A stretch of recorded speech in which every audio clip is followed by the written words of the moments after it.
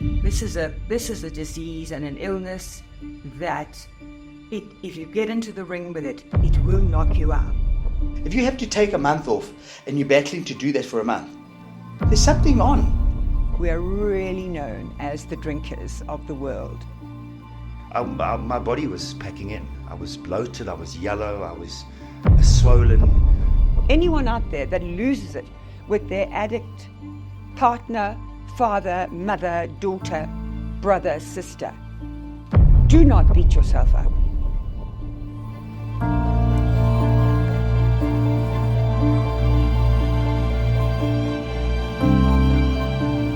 So I realized I had a problem when the drinking became tears of blackouts, not remembering, and it became more often. So once a week became twice a week, became 3 times a week. It didn't become more than that, so I got it at that. But that didn't mean I wasn't an alcoholic. But you know, I spent 18 months in bed. I would go for periods of 3 or 4, 5 days, not bathing, not just lying in my bed. As I mentioned, I work in entertainment, so I can't have an off day. I have to get up and I have to be Craig at his best. And I had lied and conned audiences for a long time here and overseas because I was drunk. I was never sober on the stage because I needed that Dutch courage. But that Dutch courage, it evolves. This thing it progresses. And so eventually it wasn't Dutch courage anymore. It was getting myself to a point where I felt confident enough to do my job, meant being drunk. Drinking comes with fun, and you have it all. And everybody socializes, and you're drinking, and it's ein, Schwein, drei, vier, it's don't glass and drink dan beer, or whatever that story is. And then you're the life of the party, and your inhibitions are down, so you've got more confidence if you're in a club, so you can kiss someone or whatever it may be. But I realized that internally it was fun for the first few hours, and then it just progressed to getting much worse. And can I tell you something? The spiral of a drinking problem or substance abuse problem starts like this, and then it just does this, and it just catches up on you so quickly, all of a sudden I've got a problem. Everything in your life comes after your thing. For me, alcohol. Everything came after that. Even my child. Not even having Jenna, who I remember phoning on her Father's Day from Changes, and she's saying, "Where are you, Dad?" And Dad lied. I said, "No, Dad's working. I'm sorry, I can't see you." Heavy day. That was a heavy day. And I remember thinking, "What are you doing?" And there was a nurse, a beautiful nurse, who just stood looking at me. And when I put the phone down, she went, "You mustn't drink." She just said that to me because she could see my pain talking to my child, who was then 7. She's 17 now. I created excuses that I thought an alcoholic looked like something else. It looked like the bum on the street. It looked like the person that you can smell the liquor on the next day, or the person that's been drinking at lunch, or the person that gets up on a holiday and has that beer first thing in the morning. We know what we're talking about. I wasn't that person, but I was a full-fledged alcoholic. Because when I started drinking, I couldn't stop drinking.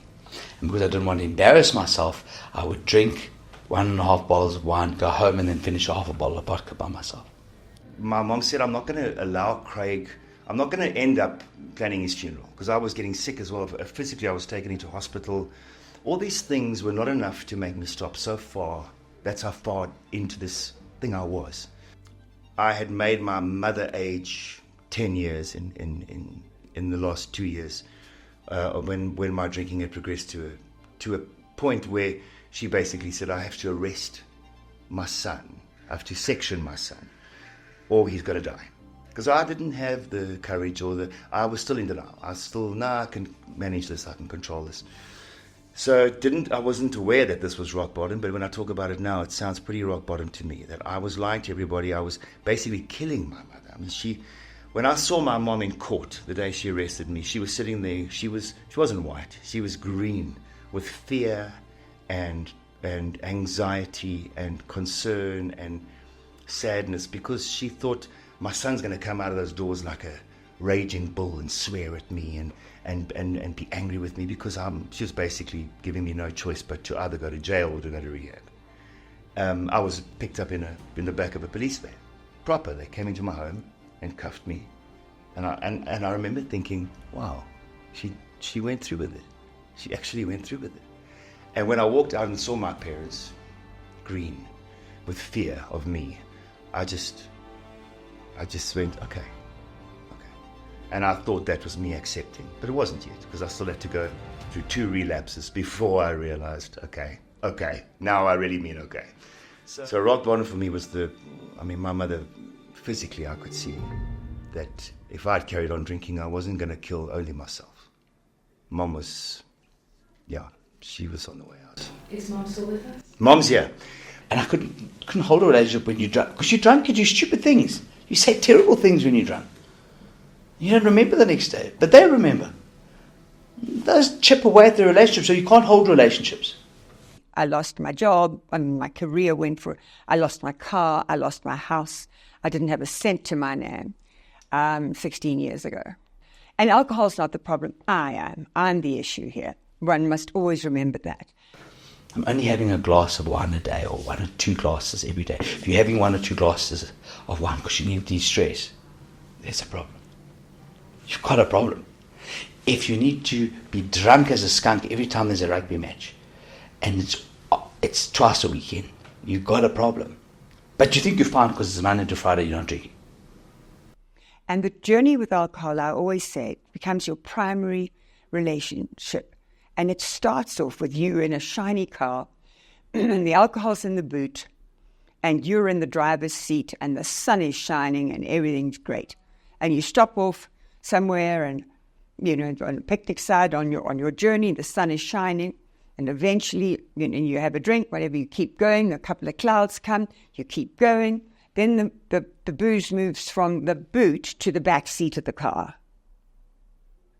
And you're with your partner in the front seat. You keep going, storm clouds gather. You're eventually asking your partner, pass me this, and eventually your partner says, bugger this, I'm not in for this journey, I'm out. Leaves the car. The alcohol then gets put on the front seat and becomes your primary relationship. You don't miss your partner. That's what you need. And eventually you will drive, which I did.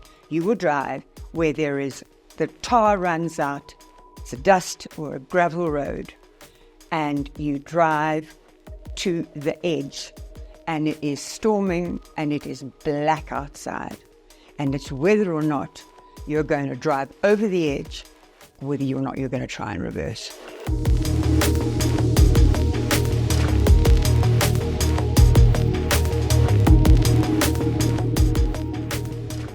The drinking culture in South Africa is, and please, before I answer any of these questions, I need everybody to know I have no judgment. It's an observation. I really don't have any judgment. But I think that we are known globally as a drinking nation. We're really known as the drinkers of the world. It's so incredible how if you say, no thanks, I don't drink, people will not accept that and will not leave it alone, because it has become part of our lives. And I think here it is very much the boys around the braai. If you're going out, people expect you to drink. I mean, and for many years when we were growing up, we all drove around intoxicated. We're on our roads intoxicated. I would like to think it's less so now. I'm not sure. Maybe I was just in a different age bracket, and obviously living a sober life. No better feeling than when the cops stop me now. I love it. This myth of I'd rather my children drank at home than drank out with their friends, and these people that are giving their 16-year-olds ciders and brutal fruit and all this whatever that's out there. First of all, they are breaking the law. So what example are they setting their children? And I'm vehement about this. This whole thing about, I'd rather my child drank in front of me. No. What, would you give your car the keys to your car and tell him to drive at 16? No, you wouldn't, until he had a test and driver's license and he was 18. No, you wouldn't. So you're giving him, because it's a car is a gun. And so is alcohol.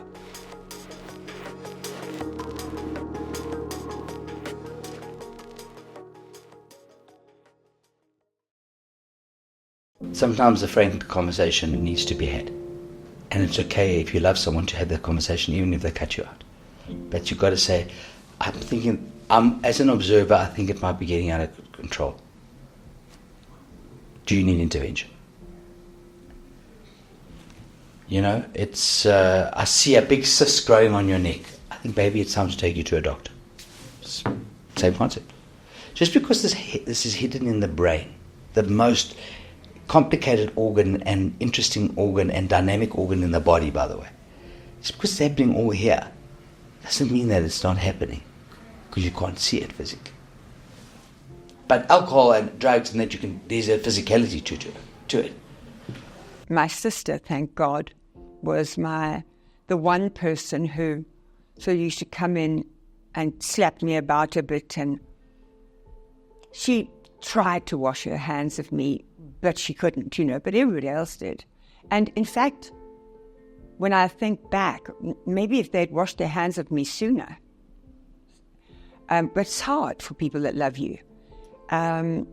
My process wouldn't have been as long, there wouldn't have been 5 rehabs and this long battle for recovery. I'd be sober for 3 months, but I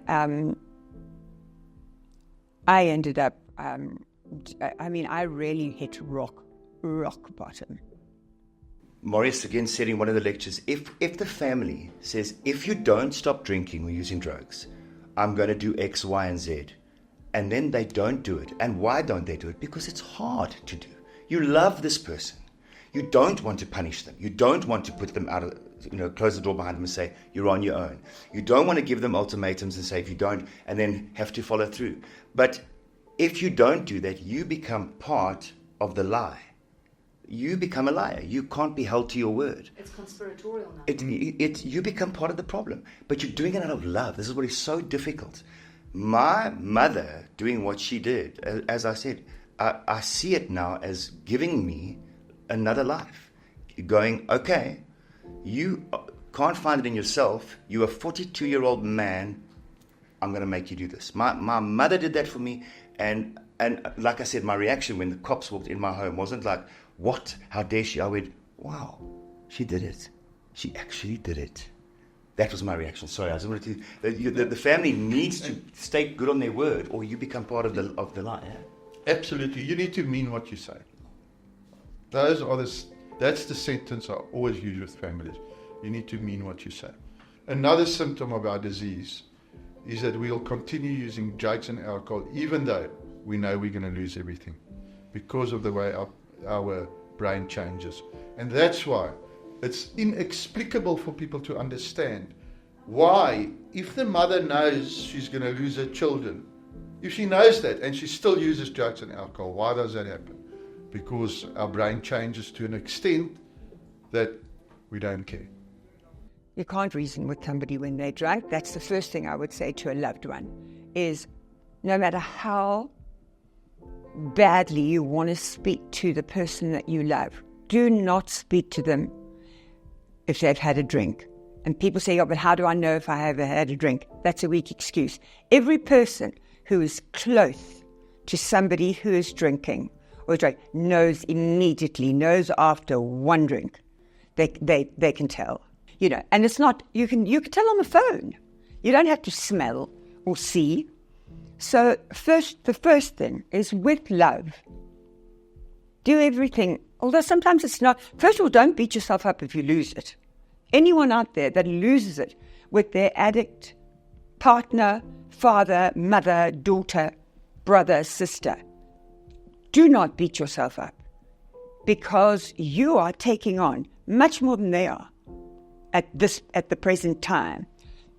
So your angst is, you're allowed to have those feelings of anger, You're allowed to have those feelings of shame. First of all, permit yourself. That would be my first advice, to feel all of these feelings. Anger's probably a better one.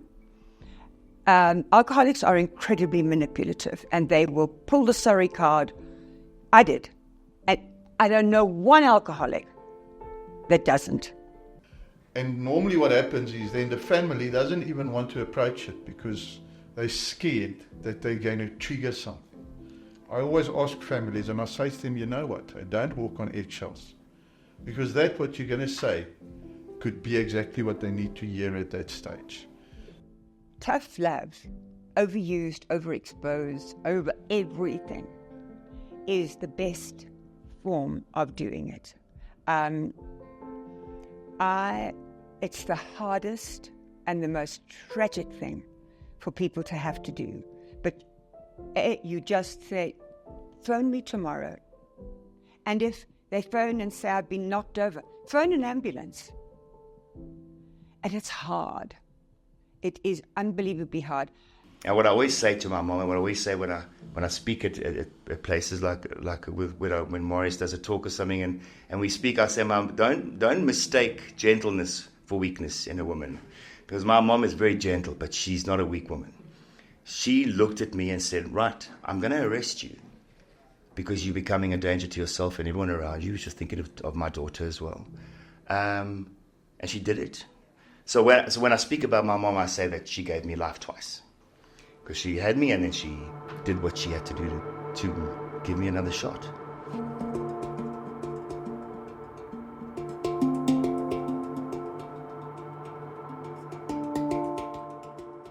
So that's, I don't believe you can do this journey alone. And anyone that really thinks they can is just conning themselves. Did I feel that, to answer your question, to get back to your, did we love you until you can love yourself? One thing was, first of all, I had to throw away the thought of anonymity. Okay. Because there was no ways I was going to get sober trying to hang on to my public image and nobody knowing. Because that was not going to happen. And I weighed it up and I thought, right, what are we going to do here? Am I going to be an old drunk or PJ Powers am I going to be an old drunk PJ Powers, or am I going to be PJ Powers in recovery? And I thought to myself, well, surely PJ Powers in recovery. Strangely, not everybody picked that when I asked people. They said, just try and, keep it together. I became like a shrew. I was screaming at neighbours and God alone knows what. And so I threw that away, anonymity, because trust me, the people are not. Unfortunately, so many people came up to me and said, oh, my friend knows you from the rooms. I said, really? So I abolished. I have certain friends that I don't have anymore. I had to do a lot of weeding because I realized our only point of interest with each other was having a jaw in the olden days, before I was alcoholic drinking. But I felt, I wouldn't say we'll love you until you can love yourself. Because alcoholics are selfish people. And it's all about me. What about me? All about me when you're in an active addiction. Not everything takes the first time. We know that. This is it's a universal problem. There is a universal 12-step program, but you've got to find what resonates for you as an individual. In other words, it's not a blanket rule or blanket treatment for everybody who's suffering with addiction or mental illness. You've got to find what works for you. So it also helps to have a connection, to find a person that can help you. I'm not saying you rest your recovery on one individual. It's your journey, and you have to take the suggestions. With addiction, there needs to be education. Who better to educate people than an addict and alcoholic themselves? Why don't they have the courage to say, I am an addict and alcoholic? When I say that to people, if I say to them, I'm an addict and alcoholic, I've never had a negative response. In fact, the responses I get would be, You know, my father died of alcohol. You know, my brother's struggling with alcohol. Can I have your number? Can I ask somebody to phone you, please? But addicts and alcoholics struggle to do that. They think it's a stigma, and it is a stigma, unfortunately. You know, it's only a stigma if you don't stay clean. You may need to go into a facility, and there's nothing wrong to go into the hospital for an operation, and there's nothing wrong to go into a facility. And there's two ways to do it. You go into a facility to spend 30 days to get yourself sorted out, and then you continue the program, or you're going into what they call a outreach program, or an out program, where you just go for like 2 hours a day in the late afternoons between 6 and 8. And then, but you can't do this alone. Some have. Some people just go cold turkey and they're able to stop. But alcoholism affects your neural pathways. It's a disease. It's like saying, I have cancer and I'm not going to have it treated. I'm not going to go I've got a lump. It's cancer, but I'm not going to have it treated. Same concept. You need to have it treated.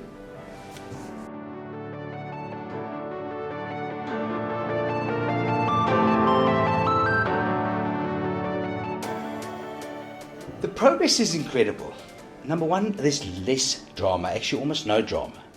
Okay, number one. Number two is I'm fully functional. I don't have headaches. I don't have hangovers. And then on the physical side, I took my business and I doubled my turnover in the first year, and I tripled the double turnover in the second year.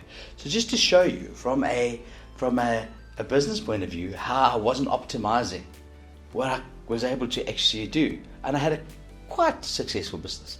Now I've got a multi-million rand business, and I did that in 3 years. I used to drink because I thought I couldn't sleep without a drink.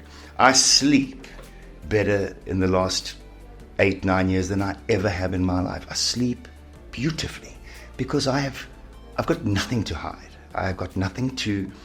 I'm not saying you don't have concerns, good days, bad days, whatever. We life on life's terms. It is what it is. But I sleep. It's the most challenging thing I've ever done. And I've done a few challenging things. But it is the wonderment, and not that there's a word, but the absolute joy that sits and that is there at the end of this tunnel is so brilliant, is so bright, and is so much better that your wildest dreams couldn't take you there. And my advice is, if you start going through, let's look at it like a dark tunnel. If you start going through and you reverse out, don't drive away from the tunnel. Try and go a little further the next time. And eventually you'll get through. If you break down halfway, it's not a crime. You can try again. I realize now how different I think and how much more I remember. It was almost like I was living my life as I was a youngster, 20s, and then my life went, and that's 30s, early 40s. Then you come out of that slowly. And now I'm like that. The treble's up, and I can hear and feel, and I remember names and events and people and things. So the gifts of recovery have been incredible and remarkable. And the gifts of recovery is sanity, peace of mind, no drama. People aren't worried about you. You can handle yourself wherever you go. And whenever you go, you take yourself with you in your sane state of mind.